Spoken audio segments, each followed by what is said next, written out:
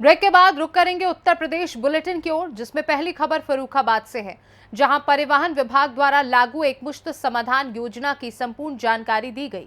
जहां एआरटीओ प्रशासन ने बताया कि परिवहन वाहनों पर बकाया विलंब हेतु देय पेनल्टी पर 100% की छूट प्रदान की गई है। देखिए ये रिपोर्ट। फर्रुखाबाद में परिवहन विभाग द्वारा लागू की गई एकमुश्त समाधान योजना की संपूर्ण जानकारी दी गई। एआरटीओ प्रशासन वीएन चौधरी ने बताया कि परिवहन वाहनों पर बकाया कर विलंब हेतु दिए पेनल्टी पर 100% की छूट प्रदान की गई है और यह योजना 3 माह की अवधि के लिए 5 फरवरी 2025 तक लागू रहेगी। इसमें वाहन स्वामी और उनके विधिक वारिस के विभिन्न मामलों में न्यायालयों में लंबित होने का बकाया करने वाले वाहन भी पात्र होंगे। कितना टैक्स बाकी है ट्रांसपोर्टरों पे और सबसे बड़े टैक्स दाता कौन हैं, उनके क्या नाम हैं?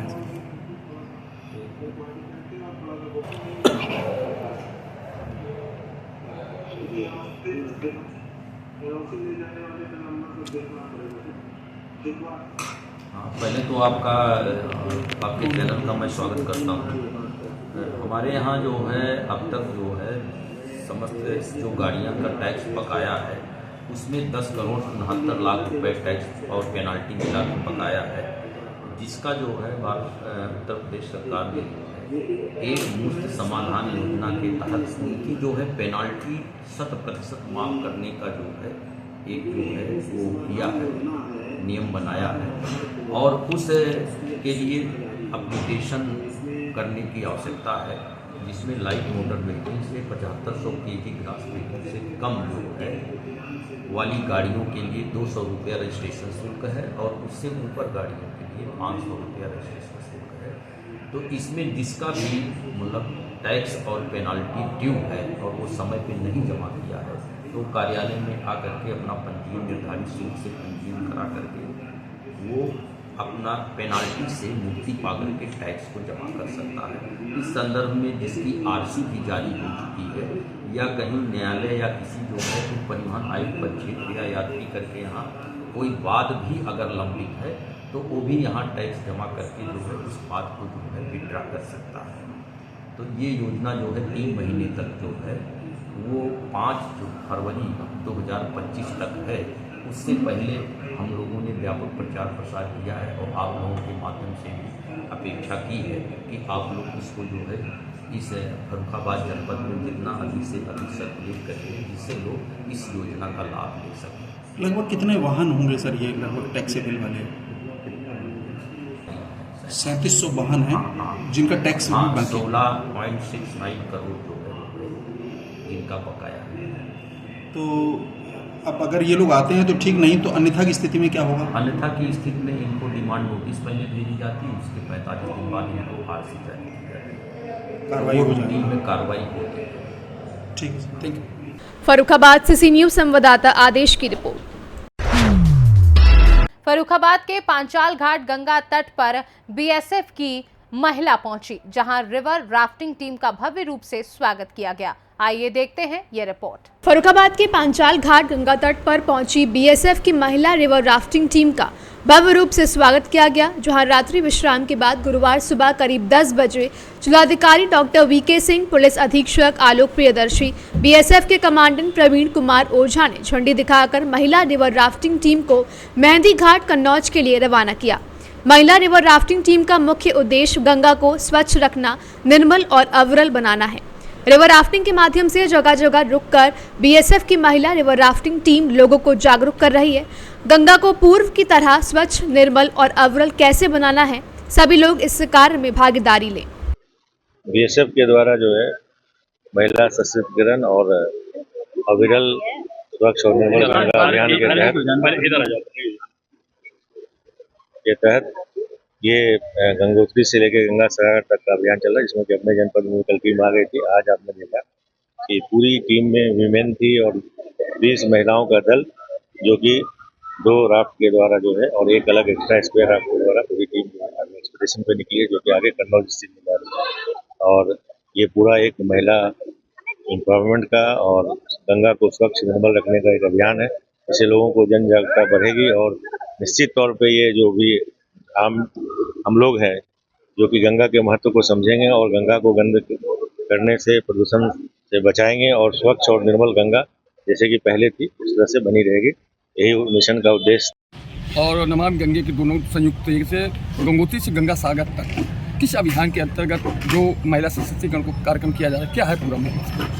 देखिए, बीएसएफ गृह मंत्रालय और national mission for clean Ganga, Namami Ganga जल शक्ति मंत्रालय, ये दोनों मिलकर एक संयुक्त अभियान चला रहे हैं जो गंगोत्री, जहाँ से गंगा नदी का उद्गम होता है, वहाँ से गंगा सागर तक। यह अभियान 2 नवंबर को शुरू हो चुका था और ये 23 दिसंबर को गंगा सागर में पहुँचेगा, वहाँ पर पूर्ण होगा। इस अभियान का उद्देश्य गंगा नदी को स्वच्छ और निर्मल रखना और लोगों को इसके बारे में जागरूक करना। साथ ही साथ जैसा कि आपने देखा कि यह एक all women Ganga river rafting team है जिसमें सभी महिलाएं संचालित कर रही हैं। तो इसका दूसरा उद्देश्य महिला सशक्तिकरण है और जब तक महिला सशक्त नहीं होगी तो देश समृद्ध नहीं होगा, मजबूत नहीं बनेगा। तो ये 2 इसके उद्देश्य हैं जिसके उद्देश्य को लेकर ये यात्रा चलाई जा रही है। इसलिए सबसे ज़्यादा हम लोकल पब्लिक बच्चों से कनेक्ट हो रहे हैं और उनको मोटिवेट और प्रेरित कर रहे हैं, जागरूक कर रहे हैं कि गंगा को स्वच्छ रखने में अपना योगदान दें और साथ ही साथ महिला सशक्तिकरण को बढ़ावा दें। फर्रुखाबाद से सी न्यूज़ संवाददाता आदेश की रिपोर्ट।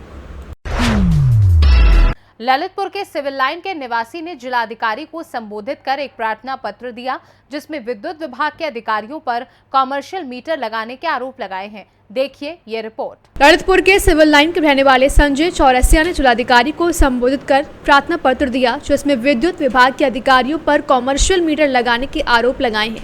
कहा नहीं है घर में कोई भी व्यवसाय। कई बार अधिकारियों के चक्कर लगाने के बाद भी नहीं सुन रहे हैं अधिकारी। अपनी पीड़ा लेकर जिलाधिकारी के पास पहुंचा, साथ ही ज्ञापन में समस्या हल कराए जाने की मांग भी की है। क्या नाम है आपका? संजय चौरसिया। कहाँ से आए हैं? सिविल लाइन सदन अच्छा, से। क्या समस्या लेकर आए हैं? ये बिजली का बिल कॉमर्शियल कर दिया है घरेलू से कॉमर्शियल में। और 2 महीने से बिल भी नहीं दिया, तब हमने निकलवाया तब दिया। तो अब क्या आपकी समस्या हल हो गई है? नहीं हुई अभी तक। कितने बार अधिकारियों के पास गए हैं? कम से कम हम 4-5 बार गए। तो क्या कहे? उन्होंने कहा कि एसडीओ साहब के पास जाओ। एसडीओ साहब कह रहे जिलाधिकारी उधर जाओ, जिला पंचायत जाओ। हम यही चक्कर लगा रहे हैं 2 महीने से। क्या मांग है आपकी? ये है कि कॉमर्शियल हटाया जाए, जांच की जाए कि हम कॉमर्शियल है या नहीं है, तो कोई दिक्कत नहीं। और जब नहीं है तो हमारा बिल सही करके दिया जाए। कब से भटक रहे हैं आप? 2 महीने से। तो आपकी समस्या का हल नहीं हुआ? अभी नहीं हुआ। ललितपुर से सी न्यूज़ संवाददाता विकास सोनी की रिपोर्ट। पीलीभीत के मझोला में स्वामी श्रद्धानंद सरस्वती शिशु मंदिर में गुरु नानक देव जी की जयंती व पंडित जवाहरलाल नेहरू के जन्म दिवस को बाल दिवस कार्यक्रम के रूप में मनाया गया। आइए देखते हैं ये रिपोर्ट। पीलीभीत के मझोला में गुरुवार को स्वामी श्रद्धानंद सरस्वती शिशु मंदिर में गुरु नानक देव जी की जयंती व पंडित जवाहरलाल नेहरू के जन्म दिवस को बाल दिवस कार्यक्रम के रूप में मनाया गया। कार्यक्रम को शुभारंभ विद्यालय के प्रधानाचार्य धनपाल सिंह व कार्यक्रम के संयोजक शालू एवं जागृति ने मां शारदे के सम्मुख दीप प्रज्वलन पुष्पार्चन करके किया। तत्पश्चात गुरु नानक देव व पंडित जवाहरलाल नेहरू के जीवन पर प्रकाश डालते हुए छात्र छात्राओं का मार्गदर्शन किया। कार्यक्रम के संचालक सुरेखा मौर्य ने बाल दिवस पर शिक्षाप्रद इंडोर व आउटडोर खेल में प्रतिभाग करवाया जिसमें छात्र छात्राओं ने उत्साह दिखाया। विद्यालय के प्रधानाचार्य ने बाल दिवस पर बाल अधिकारियों के बारे में जानकारी देकर भैया बहनों का मार्गदर्शन किया। कार्यक्रम में विद्यालय का समस्त स्टाफ उपस्थित रहा। पीलीभीत से सी न्यूज़ संवाददाता विकासशील की रिपोर्ट। जौनपुर के मदरसा चश्मे हयात रेटी में बाल दिवस के अवसर पर मदरसा के शिक्षक द्वारा बच्चों को उनके अधिकारों, सुरक्षा और शिक्षा के महत्व के विषय में बताया गया और उन्हें भारत के पहले प्रधानमंत्री पंडित जवाहरलाल नेहरू के विषय में बताते हुए उनके आदर्शों तथा देश सेवा करने हेतु प्रेरित किया गया। आइए देखते हैं ये रिपोर्ट। जौनपुर में मदरसा चश्मे हयात रेहटी में बाल दिवस के अवसर पर मदरसा का शिक्षक द्वारा बच्चों को उनके अधिकारों, सुरक्षा और शिक्षा के महत्व के विषय में बताया गया और उन्हें बच्चों के प्रिय भारत के पहले प्रधानमंत्री पंडित जवाहरलाल नेहरू के विषय में बताते हुए उनके आदर्शों पर चलते हुए देश सेवा करने हेतु प्रेरित किया गया। बाल दिवस के अवसर पर मदरसा में विभिन्न कार्यक्रम आयोजित किए गए। मदरसा में क्रिकेट प्रतियोगिता, खो खो प्रतियोगिता, दौड़ प्रतियोगिता, रस्सी कूद प्रतियोगिता, मंकी रेस प्रतियोगिता आदि का आयोजन किया गया जिसमें मदरसा के बच्चों ने बढ़ चढ़कर हिस्सा लिया। कार्यक्रम के अंत में बच्चों को संबोधित करते हुए प्रधानाचार्य गुफरान सज्जाद ने उपस्थित लोगों को बताया कि हमें बच्चों के प्रति जागरूक रहने की आवश्यकता है, साथ ही साथ उनके अंदर पढ़ाई और खेल का जज्बा पैदा करने की हर मुमकिन कोशिश करनी चाहिए। ताकि हम अपने देश के भविष्य इन बच्चों को सुरक्षित एवं स्वस्थ वातावरण प्रदान कर सकें और उन्हें उनके अधिकारों के प्रति पूरी तरह जागरूक कर सकें। वहीं इस मौके पर दिलशाद, अबरार, शौकत आदि लोग मौजूद रहे। जौनपुर से सी न्यूज संवाददाता जावेद की रिपोर्ट। फिलहाल के लिए उत्तर प्रदेश बुलेटिन में बस इतना ही। देश दुनिया की बाकी खबरों को जानने के लिए आप देखते रहिए सी न्यूज भारत।